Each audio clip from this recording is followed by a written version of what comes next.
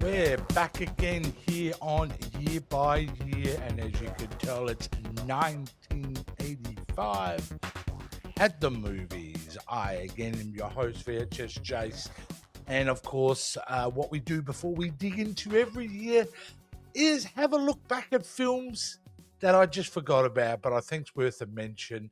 Again, thank you for all the chitter chatter in the chat below and the support by everyone, especially Jake Gibbons, who listed out some of his films that I hadn't listed out, and I looked through them and went, well, I don't agree with all of them, but there are three from 1984 that, yeah, I think it's worth a mention. Well, my cats are fighting in the background, so it's all on around 1984. Well, who knows what's going to happen, guys? Anyway, let's have a look at the three films he mentioned, which I didn't, which made an impact. Muppets Take Manhattan, that's a family film experience, and I do love the Muppets, and I think my mum took me to that somehow. Revenge of the Nerds, yeah, that's the film you want to watch on videotape again and again and again.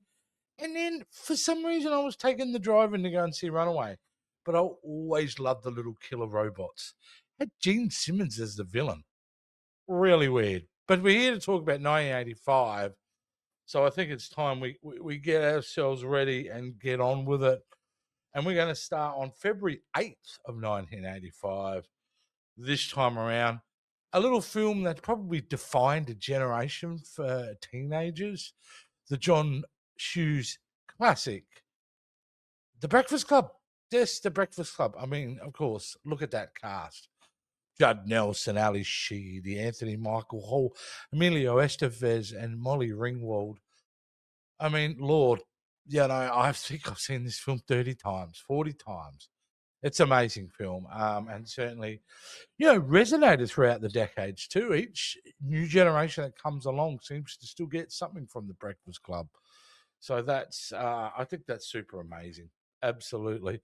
All right, the next one we're going to take a look at came out, well, I believe just a couple of weeks later, and it's Chevy Chase in Fletch. I really have a soft spot for that movie, Fletch. I really do. I think it's a wonderful film. I think it's Chevy Chase at his best. Like, I know Chevy Chase is problematic. I mean, we get it. People don't like working for it. But I'm just doing acknowledge the films he's done in that decade and in his prime. And Fletch is probably the most, well, it's the most memorable film attached with Chevy Chase, I think. If you go Vacation and Fletch, that pretty well sums up most of his career. He's fantastic in this. This movie is a blast. All right. Now, I know the next film isn't a great film, but at this time in my life, what am I, 11, going on 12? I like the police academies, and we got to see a police academy film at the end of March 29th. Police Academy 2, the first assignment. It's not a bad Police Academy film at all. I like it a lot. And I believe it's the introduction of Bobcat Goldthwait in this playing the villain. And he ends up becoming a series regular. But Police Academy 2, man, I liked it. Another film I really, really liked. It came out April 19th, and that's well, it's a little film. Do I have it here or have I lost it? No, there it is. Weird Science. Of course, Weird Science. What can you say? John Hughes film again. People think, oh, you couldn't make this film today. It's filthy. Not really. She never, sleeps with him. Me and Jason Regasson were talking about this earlier on another show. But yeah, no, it's actually quite a wholesome film. And a great performances all round. It's and the brother Chet, of course. You know who I'm talking about. Anyway, let's move on. Well, after Weird Science, if I'm not mistaken, because I've got the list in front of me here, we do have Brewster's Millions. Brewster's Millions. I love this film. I think this is a great film. This is a film I watched again and again and again. I think Richard Pryor is amazing in it. I think John Candy's great in it. It's a fun concept. You've got to spend all this money to get all this other money. So it's just a fun, high concept film in it. works well, and yeah, I loved it. I thought British Millions is a rewatchable film. I haven't seen it in a long time, but I doubt that would have aged. The next, the next film on the list probably kind of has aged, but it's just now aged with a lot of cheese, and that's Rambo: First Blood Part Two. This is where you take a good film in First Blood, and then you just turn everything up to 11, and it becomes this over the top action, yeah, just cheese fest. But it was hugely successful, and I liked it as a kid. But I think it's made for a 10-year-old kid. I don't think it's really made for anybody who has any intellectual thought about things. Do you know we got another James Bond film? Roger Moore's last appearance in James Bond came out May 24th with A View to a Kill. This is not a good James Bond film. It really isn't. It's really Roger Moore. You can tell he's age, and not even a blonde, Christopher Walken can save this thing. So, View to a Kill was, just he's got this girl. He just looks like he's their grandfather. It's weird. Anyway, talking about old people, the next film that came up on the list was an excellent. Well, actually, I'm jumping the gun here. Before I get to old people, I need to get to young people. StreamYard, you're missing up my order. I'm not happy about this. All right, let's have a look at what came out next. I said Roger Moore's looking old. Everyone's super young in The Goonies, which came out on June 28th. Look at the cast now. Now this is a film that is timeless. Like, it works no matter how old this film is. I watched this semi recently, and I had just as good a time then as I did back when I saw it as a kid at the movies. And you knew this was a great film when you went to the movies. You knew this was something special. The Goonies is just unbelievably good. The next film, now let's get back some for the poor old people. No, on June 28, 1985, the release of Cocoon, Ron Howard Cocoon. This is a great film, Steve Gutenberg. And Jessica Tandy and Donna Michi, I think. And Wilford Brimley, who's only like my age in this film. Like, I'm 52. I think he was younger than me when he was in this film, which is super weird. Beat us. But, what can I say? Great film, though. It's a great film. Fantastic film. And the next film, there was a little bit of hype about this film before it came out. I remember seeing the posters and the stories about it. It got good buzz early on, and there's a reason. On July 3rd, 1985, we got Back to the Future. Wow. It's a big deal going to see it. You knew this was probably one of the films of the year before you even went and saw it. And it just didn't disappoint in any way. It exceeded expectations seeing this film. And, it's one of those cinema experiences that I will treasure forever, honestly. I really will. I mean, cheers to Back to the Future. All right. What more can I say about it? If you haven't seen it, what the hell? All right, let's. There's another film that I love, which I was talking with Jason recently about. Was a little film that I just adore. Explorers. Little young Ethan Hawke. It's Robert Picardo. This is a fun little film. Go check out Explorers. Look it up. Get your ChatGPT pad out. Put in what is Explorers movie. I wish I could have got a better image than I've got there, but that's all I could find in such short notice. This is a wonderful little kids film, little space adventure. It got buried in the summer with all these other big blockbusters, but Explorers is definitely a film that I reacted very positively to, especially the first half more than the second half. But yeah, Explorers is definitely worth check it out. If it's been a while since you've seen it, I would say go check it out because there's still some really good stuff in there. All right, July 24th, National Lampoon's European Vacation. I mean, this was hype. You got to remember, this is only a couple of years after the original one, and they're back again during a European vacation. I definitely remember going to see this. I definitely remember thinking this was awesome. I definitely remember going back again with friends to see this at the cinema. This became one of the films to see over that period. European Vacations, great. Chevy Chase again is amazing. Yeah, they change up the kids this time. Eric Idle was a fun little cameo in it. There's lots to love about European Vacation. You know? But there's another comedy that came out around that era that I think people forget about quite a lot, but it is an exceptionally good film, and that's in August 9th.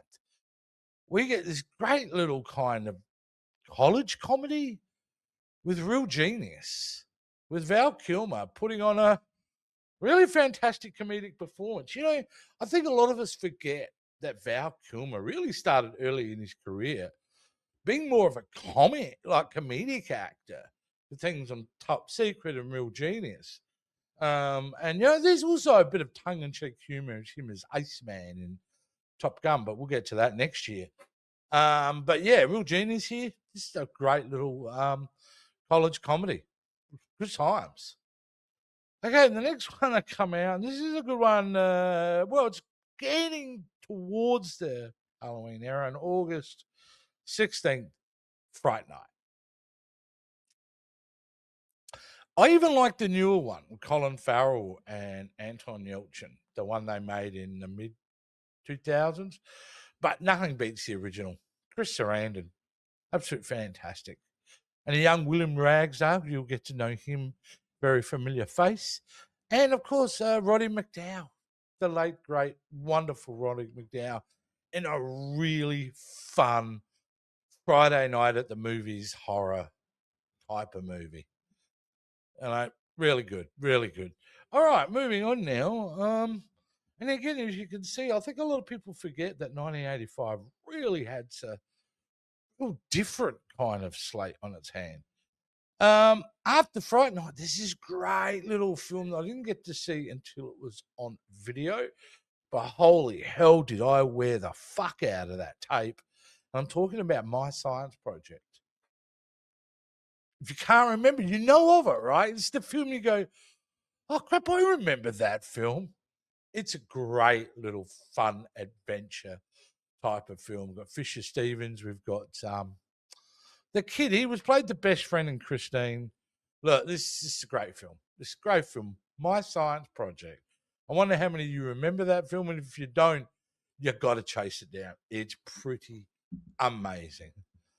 All right, now it's August, on the same day as My Science Project was released. We also had another, I would say, a cult classic over the time, and deservedly so, and that's Better Off Dead with John Cusack.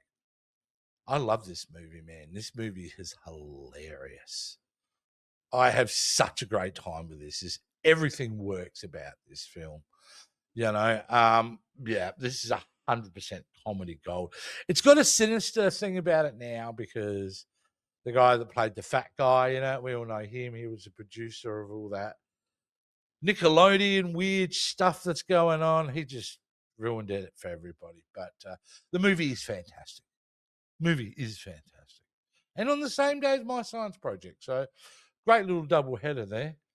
But in September, we've got to jump to September, because in September, we get not just one Michael J. Fox film this year, we get two with Teen Wolf. Just when you've seen all Back to the Future 4 or 5 times, he's back again in Teen Wolf. Now, Teen Wolf may not be the quality of Back to the Future, but don't you think for a second it isn't a great, fun film? A good teen comedy, works really well, made with actual, decent filmmakers. So it's, sometimes these films could be super cheesy. Teen Wolf 2, and we'll talk about that. But Teen Wolf itself, it's fun. It's great. And it cemented Michael J. Fox as being like 1-2 punch. This guy can be a star. So following that, on October 4th, we get, well, Commando. Commando. This movie is so cheesy when you watch it now, but it's still awesome. This is Schwarzenegger being very strategic with his career because although, he has been a hero in Conan, he's seen as a darker figure in Conan. And the Terminator cemented him as a villain. And then Conan the Destroyer, which I haven't mentioned, was like just hot garbage. He needed a big movie as him as the title hero, a big action kind of extravaganza. And very much so Commando is. It's a perfect fit for him. Perfect fit. Like a perfect movie for Arnold. All right, let's move it on to October 25th. I got to see this at the cinema because I was taken to it. And I ended up having a lot of fun with it. I always hoped we'd get a sequel, but we never did. And I'm talking about Remo Williams' Armed and Dangerous. Or I think they call it The Adventure Begins here in Australia. This is a great film. This is a fun film. If you haven't checked out, Remo Armed and Dangerous was Unarmed and Dangerous was a lot of fun. But yeah, it's got a couple of different titles because that's not the title we had in here in Australia. But either way, it's a really fun movie. Go check it out.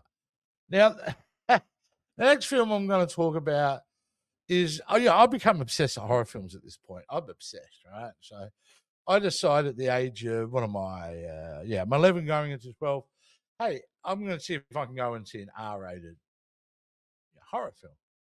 So with as much confidence and stupidity one could muster, I went up to the ticket sales, a little chubby fat kid, definitely not as tall as I am now, probably half the height, walking up to it, asking for tickets to see A Nightmare on Elm Street Part 2.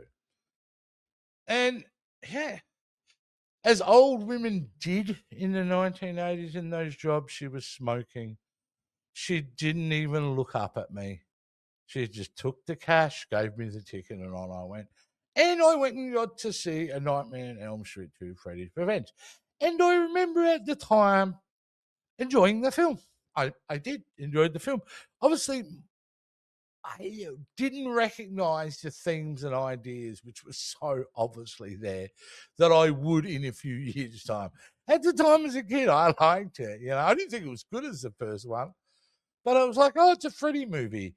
And then it was years later, I'm like, oh, I see what they're doing there. But not the strongest in the franchise. But it was a different time then. No one was checking ideas. No one cared that I went to see an R-rated film. I loved it. Now we're getting on to the end of the year, believe it or not. We've still got about 5 films, but we're certainly pumping along to the end of the year. On November 8th, Stallone comes back for his second film of the year with, of course, the rousing Rocky IV. This is an MTV movie. Right, that's what it is. It is just montages, music, inspirational, like epic score. I mean, the idea is kind of stupid, but it is great. And Dolph Lundgren's amazing.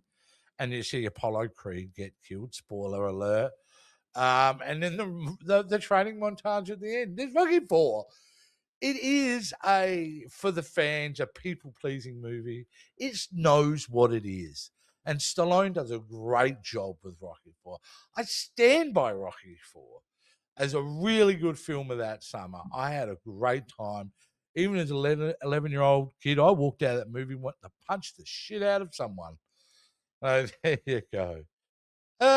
It took a month before we got something else that really struck me that year.